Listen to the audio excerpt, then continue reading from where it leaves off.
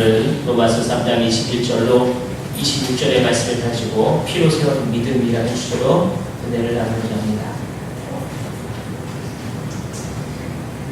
인류 최초의 인간이었던 아담과 하와가 첫 옷을 입었던 사건을 이야기해 보려 합니다. 여러분 잘 아시다시피 아담과 하와는 그들이 하나님과 맺은 첫 번째 언약을 어기고 범죄하여서 그들이 그들의 죄를 가리기 위하여 무화과 나뭇잎을 따게 되고 무화과 나뭇잎으로 가렸던 것이 첫 번째 옷의 출현입니다. 그러나 무화과 나뭇잎으로 가려질 수 없었기에 그 죄값에 대해서 가려질 수 없는 상황에서 하나님께서는 그들에게 좀 더 튼튼하고 멋진 옷을 만들어주기 위해서 어린 양을 잡고 그 어린 양의 가죽을 벗겨 아담과 하와에게 옷을 입혀주었던 이야기, 바로 이것이 인류 최초의 옷의 이야기입니다. 이 이야기를 잘 귀담아 들어보시면 아담과 하와가 주인공이긴 하지만 사실 아담과 하와가 죄를 지었기 때문에 생겨진 문제였습니다. 이 문제를 가지고 이 문제를 해결하신 분은 하나님이시지만 이 상황 속에서 희생되어진 재물이 있다면 그것은 영문도 모르고 잡아 죽은 어린 양이 있다는 것입니다. 아담과 하와가 죄를 짓고 죽기는 어린 양이 죽었다는 것입니다. 6월절 어린 양의 피에 대한 이야기를 해보려 합니다. 여러분 잘 아시다시피 모세가 애굽에서 이스라엘 백성이 노예로 살고 있었을 때 모세를 통하여 출애굽하려는 사건, 그 사건 바로 직전에 10가지 재앙을 통해서 애굽 사람을 재앙에 빠뜨립니다. 그리고 그들이 9가지 재앙을 잘 버텼는데 그 중에도 마지막 10번째 재앙은 견딜 수 없어서 출애굽을 허락하게 되죠. 바로 그 사건이 장자를 죽이는 재앙입니다. 이 장자를 죽이는 사건, 하나님께서 출애굽을 시키지 않으면 이 모든 장자, 모든 가축의 첫 번째 나무 다 죽이겠다 하셨을 때 이 유대인들에게도 장자의 재앙을 막을 수 있는 비법도 알려주셨는데 그것이 바로 어린 양을 잡아서 문지방과 입방에 바르면 장자의 재앙을 피할 수 있다라는 방법이었습니다. 사랑하는 성도 여러분, 유대인들이 출애굽을 하기 위해서 했지만 애굽에서 허락하지 않은 그 상황 속에서 출애굽을 하기 위해 결정적으로 사용되어졌던 이 재앙의 가장 중요한 열쇠는 바로 어린 양의 피였다는 겁니다. 어린 양의 피를 바른 이 유대인의 집에서는 장자의 죽음이 일어나지 않았습니다. 모든 사건에는 바로 죄가 있고 모든 죄값에 대해서는 대가 지불이 있습니다. 그래서 성경은 우리에게 말씀하시기를 모든 죄의 삭은 결국 사망에 이를 수밖에 없다라고 이야기를 합니다. 오늘 성경 말씀을 잘 보면 모든 사람이 죄가 많다, 모든 사람이 죄인이다라고 단정을 짓습니다. 결론부터 말씀드리자면 모든 사람은 죄인이기 때문에 모든 사람은 구원받을 수 없음이 결론입니다. 사랑하는 성도 여러분, 여러분은 천국에 갈 수가 없는 것입니다. 우리의 방법으로는 분명 사람으로는 천국에 갈 수가 없습니다. 오늘 성경 말씀 25절에 보면 하나님께서 예수님을 그의 피로 인하여 믿음으로 말미암아 화목제물을 세우셨다라는 말씀이 있습니다. 여러분, 이 세우셨다는 말씀은 제시하다라는 뜻이 있습니다. 조금 쉽게 현실적으로 표현하자면 어떤 사건이 일어났는데 이 사건을 해결하기 위한 좋은 방법, 대안, 이것으로 제시하는 것을 바로 해결책, 바로 이때 세웠던 말이 오늘 이 말씀처럼 세우셨다는 말입니다. 달리 다른 방법도 없고 지금 이 어려운 난관 속에서 해결할 수 있는 가장 좋은 방법, 바로 그것을 세웠다, 제시하다라고 이야기하는 겁니다. 그런데 하나님께서 친히 예수님을 인간의 화목 제물로 세우셨고 제시하셨다는 이야기입니다. 사랑하는 그의 독생자 예수 그리스도를 우리를 위해서 화목 제물로 세우시고 제시하셔서 죄값 많은 우리들의 모든 결과물인 죽음의 결론을 바꾸시기를 원하시는 것이 바로 하나님의 뜻인 줄 믿습니다. 하나님이 우리에게 알려주시는 의미는 우리가 죽음으로 끝나는 결론을 원하고 계신 것이 아니라는 겁니다. 하나님께서 우리에게 주신 첫 번째 언약을 잘 기억하시기 바랍니다. 이 첫 번째 언약은 선악과를 따먹지 말라라는 언약입니다. 하나님은 이 언약에 대해서 결단코 바뀐 적이 없습니다. 만약 선악과를 따먹게 되면 정령 죽겠다라는 결론도 내려주셨습니다. 언약을 했고 언약에 대한 결론도 내리셨습니다. 그리고 이 언약에 대한 결론도 역시 사람들도 알고 있다는 겁니다.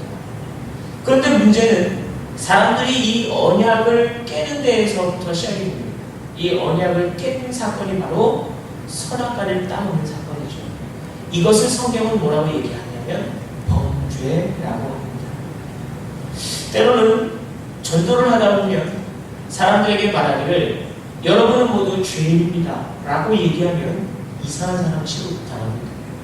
물론 이제는 하도 교인들이 전도할 때 죄인입니다 라고 이야기를 했기 때문에 세상 놀라지도 않습니다. 그러나 모든 사람들이 자기가 죄인이다라는 사실을 아주 상당히 기분 나빠합니다. 왜냐하면 자기는 죄인이 아니다라고 생각을 하기 때문입니다. 그러나 오늘 성경 우리에게 말씀하고 있는 이 죄의 문제는 이것이 우리가 거짓말하고 욕하고 싸우고의 문제가 아니라 하나님이 세우신 언약을 어겼던 사람이라는 데 이미 우리에게는 죄가 있다는 것입니다. 이미 우리에게는 원래부터 지어있던 죄인, 원죄인, 이 언약을 깬 범죄가 있습니다. 그러나 모든 범죄한 사람들을 다시금 세우시는 은혜는 하나님의 계획인 줄 믿습니다. 히브리서 기자는 그의 말씀을 통해서 이렇게 얘기합니다. 구약 예배, 구약 시대의 예배를 통해서 하나님은 그림자처럼 나타나셔서 구약의 예배를 드리는 모든 사람들에게 죄값을 간과하셨다라고 얘기합니다. 여러분, 이 죄값을 간과하셨다. 이전 죄값에 대해서 간과하셨다는 말씀을 기억하시기 바랍니다. 죄값을 간과하셨다는 얘기는 우리가 죄가 있긴 하지만 이 죄를 문제 삼지 않는다는 것을 간과하다라고 합니다. 그런데 구약 예배 때 하나님은 이미 우리의 죄를, 이전 죄를 다 간과해 주신다고 말씀합니다. 여러분 아시다시피 히브리 기자가 말씀을 이어갈 때 이런 얘기를 하죠. 아무리 거룩한 예배를 드린다 해도 사람의 죄를 대신할 수 없다라고 합니다. 조금 더 달리 표현하자면 구약 예배는 어떻게 되느냐면 죄를 짓는 사람들은 황소와 염소를 잡게 되고 그 황소와 염소의 피값을 통하여 목을 따서 피를 흘리고 번제를 드림으로 그 살을 올려드리고 자신의 모든 죄가 황소와 염소를 통하여 다 사함받았다라고 했습니다. 엄밀히 따지면 우리의 죄값은 염소나 황소에게 전이되지는 않습니다. 그럼에도 불구하고 그렇게 예배를 드린 구약시대 모든 사람들의 죄값도 하나님은 간과해 주셨다고 합니다. 왜냐하면 선지자들을 통해 하나님은 그렇게 알려주셨기 때문이죠. 중요한 사실은 그럼에도 불구하고 모든 사람의 죄값에 대한 죽음의 결론은 바뀔 수 없다는 겁니다. 바뀔 수 없는 이 구약 제사, 구약 예배 때도 하나님은 그 예배를 받으시고 흡족해 하셔서 사람이 지은 어떠한 죄값에 대해 죽음으로 결론내지 않으시겠다고 하시고 이전 죄값을 간과하셨다고 했습니다. 하지만 사람의 죄는 해결된 것은 아니었죠. 그런데 놀라운 사실은 구약의 모든 사람들과 그 시대의 모든 사람들과 앞으로의 모든 사람들까지도 모두가 황소와 염소를 잡아야 하느냐의 문제입니다. 성경은 우리에게 단 한 사람의 죽음으로 영원까지 우리에게 피 흘리심이 있는데 그것을 바로 성경 예수 그리스도의 피라고 합니다. 사랑하는 성도 여러분, 피로 세운 믿음이 되시길 소원합니다. 신약 성경은 우리에게 예수님을 말씀해 주셨고, 예수님은 이 땅에 오신 하나님의 독생자 예수입니다.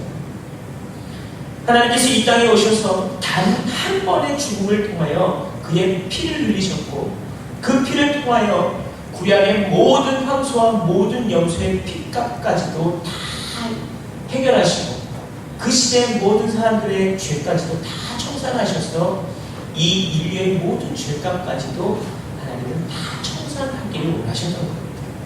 그래서 친히 이 땅에 오셔서 그분 스스로가 육체를 입으시고 그분 스스로가 우리의 대속 제물이 되시기를 원하셨고, 대속 제물을 통하여 이제 분리되었던 하나님의 모습과 인간의 모습을 이어놓기를 원하시는 것이 바로 하나님의 마음인 것입니다.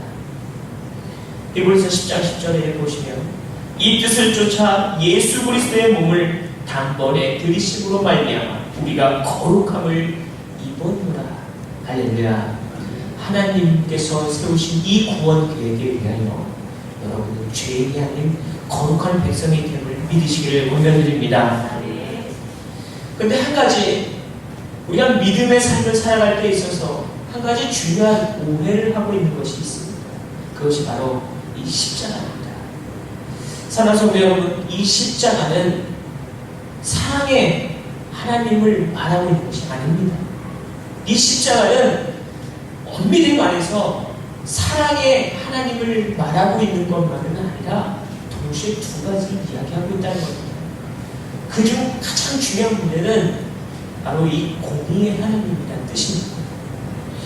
최초의 하나님께서 인간에게 언약을 주실 때, 만약에 그 언약을 깨게 되면 정령 죽으리라 라고 하셨던 이 말씀을 하시지만 않았다면 죄값에 대해서 죽음이 필요하지 않았을 겁니다. 그럼에도 불구하고 이 언약의 결론에 있어서 언약을 지키지 못한 사람들이 죽음에 이를 수밖에 없는 상황 속에서 하나님은 이 죽음에 대한 대가 지불을 하셨다는 겁니다. 십자가는 하나님의 공의도 말하고 있고 하나님의 사랑도 말하고 있는 것입니다. 그래서 이 십자가는 한없이 끝없이 우리를 용서하고 우리를 씻겨주시고 감싸주시고 축복하는 아름다운 사랑의 하나님, 그것만이 아니라 또 하나의 중요한 사실은 우리가 죄값에 있어서도 철저하게 죄를 거부하고 철저히 이 죄에 대해서 더 이상 짓지 않기를 원하는 그런 마음이 우리에게 있어야 될 줄 믿습니다. 그래서 십자가는 바로 이 피로 세운 믿음에 대해서는 철저히 우리를 용서하고 사랑해 주시고 축복해 주신 주님의 마음이지만 그 안에는 철저하게 죄값에 대해서는 철저히 거부할 수 있는 믿음이 있어야 될 줄 믿습니다. 교회 안에서는 때로는 많은 죄를 짓고 있는 사람들이 있습니다. 그러나 죄를 지을 때마다 그들의 마음속에는 다시 회개하면 되겠지라는 얄팍한 믿음이 있다는 겁니다. 물론 그것도 믿음입니다. 하지만 주님이 원하시는 그런 믿음, 아주 어린아이 같은 그런 믿음을 원하시는 것이 아니라 철저히 죄와 억압의 악의 모습에서는 거절할 줄 아는 단호한 믿음을 원하고 계심을 믿으시길 바랍니다. 그런 견고한 믿음이 바로 이 십자가의 믿음입니다. 죄에 있어서는 거절할 수 있고 악에 대해서는 뿌리칠 수 있는 믿음, 이것이 십자가의 믿음이며 그 안에서 철저히 거절했지만 연약한 인간에게 죄를 지었던 순간 다시금 회개할 수 있을 때 그 회개를 받아주시는 그 사랑의 예수님의 이야기가 바로 이 십자가의 두 번째 사랑이라는 것입니다. 예수 그리스도는 바로 죄를 통해서 하나님과 우리가 철저히 나누어져 있지만 우리가 다시 이어지기를 원하시는 하나님의 방법입니다. 대부분의 많은 성도들이 교회 안에서 십자가를 말할 때 어느 한쪽을 지나치게 강조하는 경향이 있습니다.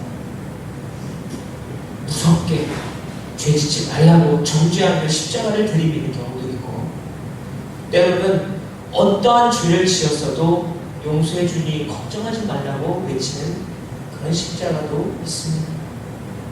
그러나 사랑하는 성도 여러분, 십자가를 통해서 여러분이 기억하셔야 할 것은 죄값은 분명히 대가지물이 있고, 그 대가지물에 있어서는 철저하게 피 흘려 죽으셨던 예수님이 있다는 사실입니다. 값없이 볼품없이 처절하게 죽어가신 예수님의 모습이 아니라 철저하게 우리가 하나님과 다시 연합하여 한 몸을 이룰 거룩한 사람, 거룩한 인간이 되기를 원하시는 예수님의 희생이 있다는 것입니다. 사랑하는 성도 여러분, 죄값과 악의 모습에서는 철저하게 거절할 수 있는 믿음을 사용하시기를 권면드립니다. 철저히 죄의 모습에서 거절할 수 있는 믿음 앞에 이제 거룩한 모습으로 용서하시고 또 축복해 주시는 예수님을 만나시기를 축복합니다. 피로 세운 이 믿음은 우리가 열심을 다해서 세운 믿음이 아니죠. 주님께서 그의 피값을 통해서 우리를 살려내신 믿음입니다. 죄는 우리가 짓고 죽기는 어린 양이 죽었듯이 죄는 우리가 짓고 있으면서도 예수님이 죽으셨다는 사실입니다. 십자가를 볼 때 죄에 대해서 철저히 거절할 수 있는 믿음과 엄정하신 공의의 하나님을 바라보시기를 축복드립니다. 정의로우신 하나님께서 우리를 지켜보고 계시고 또 그 안에서 철저하고 신속하게 회개하며 겸허하게 주님 앞에 서는 참 믿음의 그리스도인들을 주님 기다리고 계실 것입니다. 하나님의 의가 나타난 이 십자가, 하나님의 헌신이 나타난 이 십자가, 하나님의 거룩한 피가 보이는 이 십자가가 우리의 믿음의 근본이 되어야 될 줄 믿습니다.